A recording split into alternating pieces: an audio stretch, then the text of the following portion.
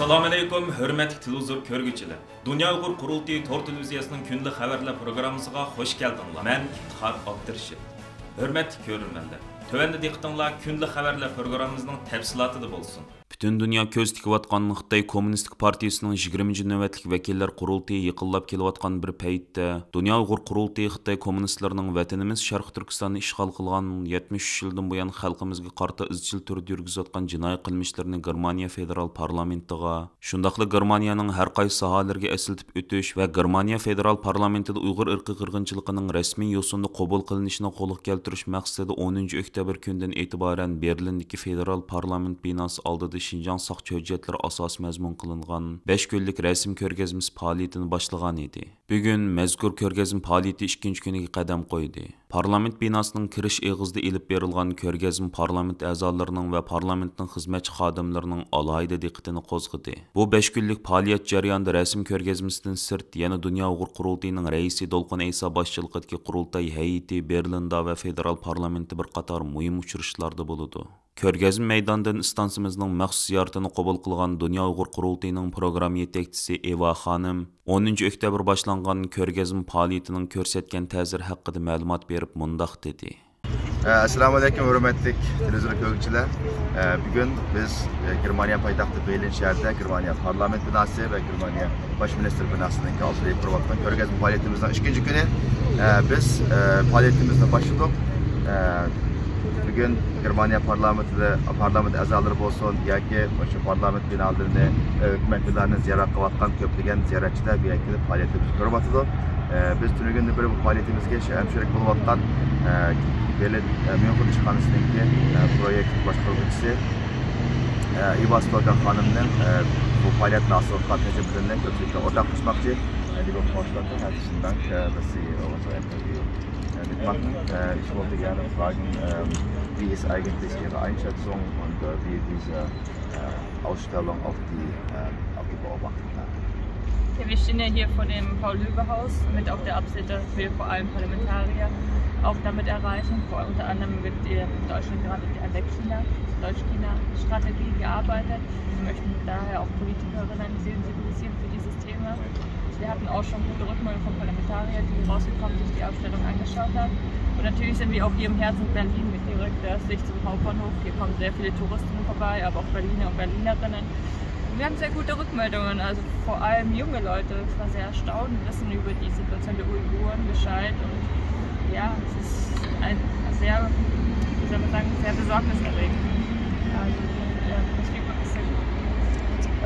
Biz bu faaliyatni tayyorlash jarayonida ko'p tirishchilik ko'rsatgan edik, lekin biz bu yerga shu faoliyatimizni boshlagandan keyin bu yerdagi jamoatchilikning bu faoliyatga bo'lgan qizg'in qo'llashidan va olqishlashidan biz chaqan japoyimizniki haqida bekor ketmaganligini, to'g'ri bir ish qilganligimizni his qildik. Endi bir qatim bilganlikdek Germaniya hukumati hozir Xitoyga qaratgan yangi strategiyasi haqida bir xizmatlarni qurib bu Xitoy bu yerda Germaniya parlamenti bu hafta yazık ta'til tutgandan keyin o'ziningki umumiy shug'ulini boshlagan edi. Biz bu yerda nurg'ulg'an parlament a'zolari bilan so'zlash fursatiga ega bo'ldik. O'zimizga Uyg'ur masalasi haqidagi yangi uchurlarni aytdik. Undan boshqa sizlar ko'rgandek Germaniyaningki Berlin shahrining bosh poytaxti stansiyasi keyin tarafimizda bu yerda nurg'ulg'an yo'lovchilar kelib ketish jarayonida bu yerdagi ko'rgazmamizni ko'rib, bizlardan savollarni sordi va ularga Uyg'ur qirg'inchiligi haqidagi eng yangi ma'lumotlarni anlatdik. Xalqningki bu masalaga bo'lgan cho'nqilashqanlik his qilib, jumladan yoshlarningki bu masalaga nisbatan cho'nqilishningki Uyg'ur qirg'inchiligi bo'lgan tunishning cho'nqilashqanligini his qildik va ularningki Germaniya hukumatidan talabining kuchli bo'layotganligini, Germaniya hukumatiningki shu yaqinda tuzayotgan Xitoy strategiyasida Uyg'ur masalasiniki kun tartibga keltirganligiga ishonamiz va bunga tirishchilik ko'rsatgan bo'lamiz.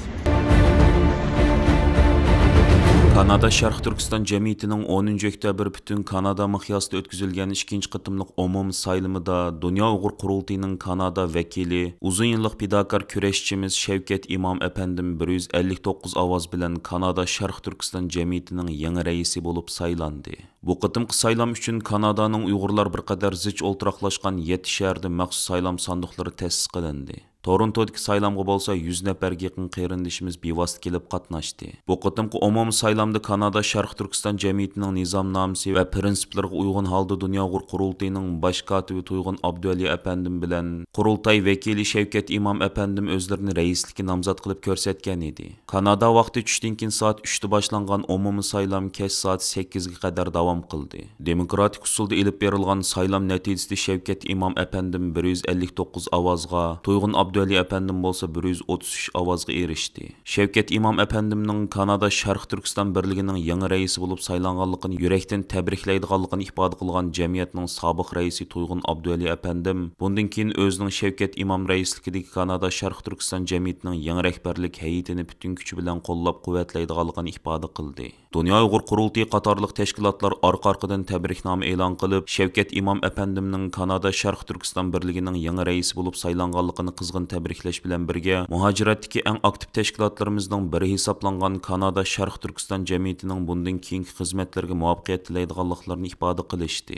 Dünya Uyğur Qurultayının reisi Dolqun İsa Efendimning Qurultay nomidan e'lon qilgan tabriknomasida aynan mundaq deyilgan. Kanada Şərq Türkistan Cəmiyyətinin 10 oktyabr ötküzülgən 2-ci növbətlik umumi sayılımında Kanada Şərq Türkistan Cəmiyyətinin yangi reisi bo'lib saylangan Şevket İmam Efendimni yürekdən təbriklaymiz və Kanada Şərq Türkistan Cəmiyyətinin Şevket İmam başçılığındakı yangi rəhbərlik heyətiga yangi muvaffaqiyatlar tilaymiz. Şunun bilan birga hozir qadar Uyğur davasının Kanadadagi kuchlanishi uchun zo'r fidokorlik ko'rsatib kelgan Kanada Şərq Türkistan Cəmiyyətinin sobiq reisi Toyğun Abduvali Efendimga hurmat və minnatdorligimizni bildiramiz. Kanada Şərq Türkistan Cəmiyyəti bolsa Kanadadagi Uyğur cəmaətiga vəkillik qılıyatqan və Kanada miqyasida aktiv fəaliyyət elib beriyatqan qo'lluq tashkilotlarimizning biri bo'lib, Kanada parlamentinin Uyğur irqi qirg'inchiligini qabul qilgan tunji parlament bo'lishida mazkur jamiyatning Uyğur irqi qirg'inchiligini Kanadaning har qaysi sohalarga anglatish uchun tinimsiz holda elib borgan unumli fəaliyyətlərdən hargizmi ayırıb qarashga bo'lmaydi. Kanada Şərq Türkistan Cəmiyyətining fidakar rahbarlari və a'zolarining Kanadadagi Uyğur cəmaətini birləştirishdə və Uyğur davasının Kanada yanımı kuchlanish uchun ko'rsatgan tirishchanligiga yuqori baho beramiz. Shundaqli Kanadadagi Uyğur jamoatini safarbarlikka keltirib, Kanadadagi qarindoshlarimizning o'rtaq mulki hisoblangan $1 million qiymatidagi Uyğur Islom markazini barliqqa keltirib, muhojiratdagi Uyğur jamoatiga ulgi tiklab berganligiga ofirin o'qiymiz. Dünya Uyğur Qurultayı bo'lish sifatimiz bilan hozirga qadar yerlik tashkilotlarimizning ichki ishlariga aralashmaslik,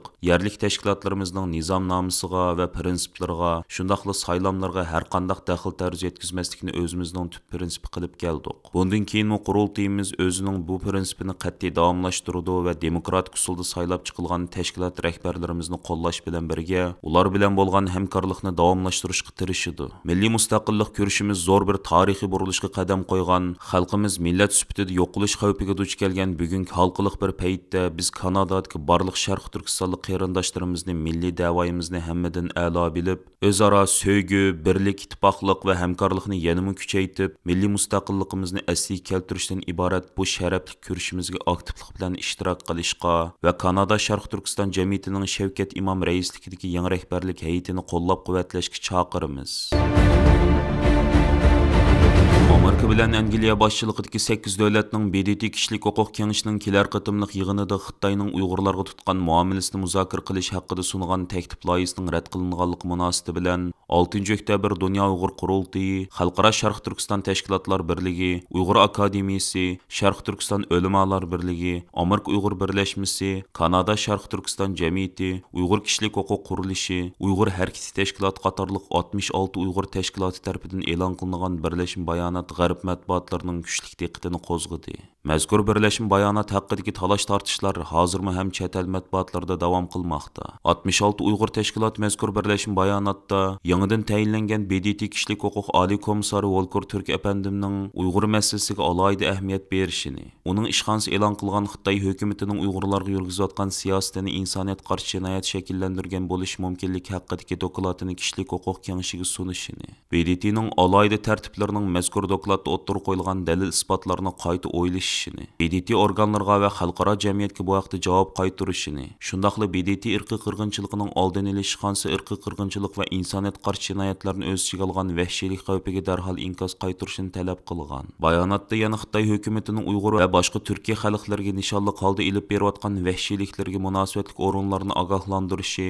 va muvofiq javob qaytarishi, Xalqaro emgak tashkiloti e'lon qilgan Uyg'ur dokladidagi majburiy emgakka oid isbotlarga diqqat qilishi va xalqaro emgakchilar yig'inidagi vakillarining majburiyatini ado qilmaganligini ayblishi, UNESCO tarafidan Sharq Turkistondagi insoniyatning madaniyat meroslari, jumladan g'ayrimoddiy madaniyat meroslarini qo'g'dash tizimligiga kirgizilgan turlarning vayron bo'lishi yoki sun'iy usulda buzilishini jiddiy tekshirishi, Dunyo savdo tashkilotining Xitoy hukumatining vahshiyliklarni sodir qilishiga yordam beradigan o'rinlar, bo'libmi yuqori texnikalik nazorat qilish va davlat kontrolidagi majburiy emgak programmalari bilan bo'lgan barliq aloqasini darhol uzishi, hukumatlar va xalqaro tashkilotlar jiddiy tadbir qo'llanib, Xitoyning irqiy qirg'inchiligidan qochib chiqqan shaxslarni Xitoy qaytarilish xavfidan qo'g'dish qatorliq 7 turlik talab o'ttirib qo'yilgan.